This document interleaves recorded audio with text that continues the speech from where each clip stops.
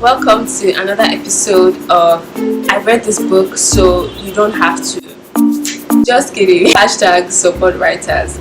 Welcome to my channel. If you're new, my name is Ojuolape. I'm a medical doctor, a writer, and a generally curious person. Please do me a favor and hit the subscribe button. If you're not new here, what's up? How's it going? Today's video is another book chat, and the book I picked is one that is very relevant at this time.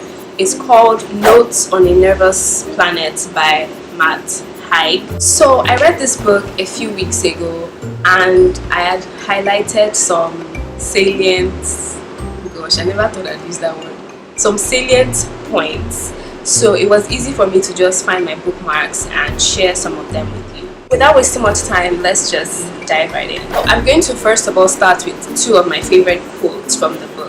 First one says, "The problem really is not that we have a shortage of time. It's more that we have an overload of everything else. Sometimes it's not that there isn't enough time to do something, it's just that we're busy doing other things and other sometimes unnecessary things." The second one is a bit philosophical, but it says that he that fears that he will suffer already suffers what he fears. This is a quote in a quote because he quoted it in his book, and I think it's by Montaigne. Anyway, those were some of my favorite quotes from the book. So now let's get into the actual book. So I will be sharing 5 chapters or 5 bookmarks or 5 highlights from the book. The first one is titled Goalposts. It says, "You will be happy when you get good grades. You will be happy when you get a job. You will be happy when you are rich. You will be happy when you're in a relationship. You will be happy when your Grammy-winning debut album is #1 in 32 countries. You will be happy to be published. You will be happy when they turn it into a movie. You will be happy when you're J.K. Rowling. You will be happy when people like you. You will be happy when more people like you. You will be happy when everybody likes you. You will be happy to look okay. You will be happy when your picture gets 10,000 likes on Instagram. You will be happy when you have transcended earthly woes.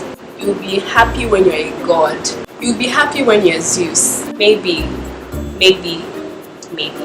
And that's such a poignant piece because it shows that we keep shifting the goalposts for happiness.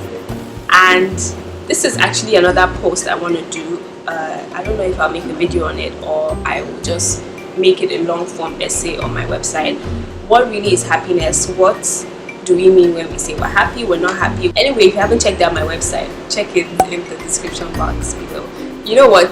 Go and check it right now. Pause this video, check out my website, and then come back. So let's move on to the second one, which is titled Crash. I sometimes feel like my head is a computer with too many windows open, too much clutter on the desktop, disabling me.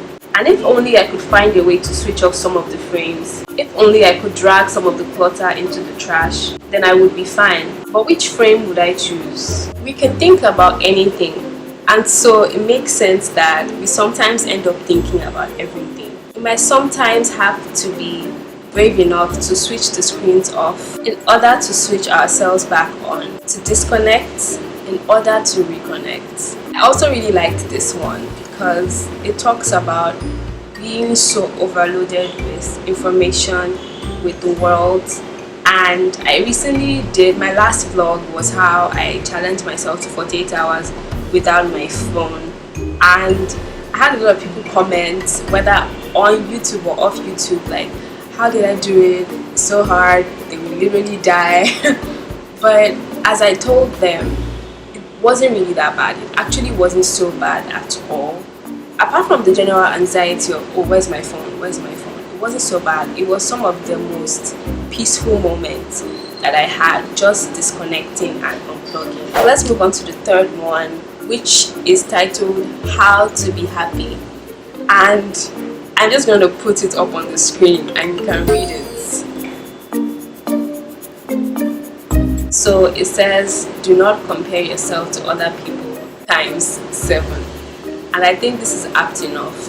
Obviously, this is one of the ways to be happy. I find that comparing yourself to other people, which is hard to not do actually. This one just reminds me of something I wrote a few years ago I wouldn't call it a poem. It was just one of those things I write because it was just like 2 lines. And it said, what would your life have been had you not known the notion of comparison? I was just playing around with the concept of if you grew up never knowing to ever compare yourself to anybody. Anyway, that's just another entirely different thing. Okay, the 4th one says the things mental health problems are not. So it's titled Mental Health Problems Are Not a Bandwagon, Fashionable, a fad, a celebrity trend, a result of growing awareness on mental health problems, always easy to talk about, the same as they have always been. And I liked the short list of just trying to debunk some things that mental health problems are not. It's not some fashionable bandwagon, it's not this fad that everybody's trying to jump on. It's an actual thing that people experience. And because it's so abstract, because it's not like having a physical injury that is obvious to everybody, it's kind of not taken seriously. There is a new awareness of it, but it's not like, oh, the cases are increasing these days. That might not necessarily be the case. It was definitely underreported. So the 5th one is titled Life is Beautiful, but life is beautiful. Even modern life, maybe even especially modern life. We are saturated with a billion kinds of transient magic. We can pick up a device and contact people a whole hemisphere away. We can access more information, more films, more books, more everything, more than ever before. But while choice is infinite, our lifespans are not. We can't live every single life. We can't watch every single film. We can't read every book, and I'd love to. So rather than being blocked by it, we should edit the choices in front of us. We need to find out what is good for us and leave the rest. We don't need another world. Everything we need is here. If we give up thinking we need everything. Can I just say, that was so well written. One of my previous videos talks about mindset shifts that have changed my life personally.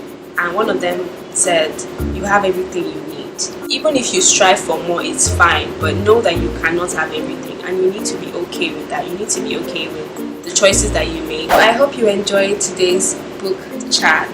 So hey, listen, a couple of things. Please do me a favor and subscribe if you haven't. It really does go a long way, and let YouTube know that this video is alright. Also, I really wish I could share some of my books with you, but that's not really very possible.